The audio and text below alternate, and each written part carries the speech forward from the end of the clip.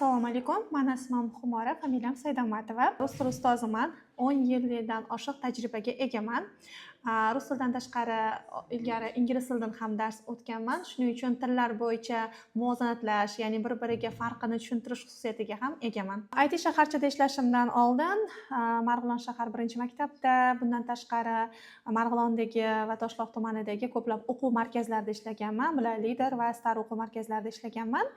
Bu albatta meni o'zimni shaxsiy tajribamga juda katta foyda bergan. Bundan tashqari 2 yildan beri rus tili onlayn kanal ham yuritib boraman, ya'ni onlayn darsda ham dars beraman. IT shaharchadagi birinchi o'rinda oladigan bo'lsam, menga o'zini tortgan narsa albatta sharoit. Chunki har bitta o'qituvchi shunaqa chiroyli sharoitda ishlashni orzu qiladi. Bilasizki, bizda tuman sharoitida o'quv markazlarida bunaqa chiroyli sharoit hech qayerda yo'q.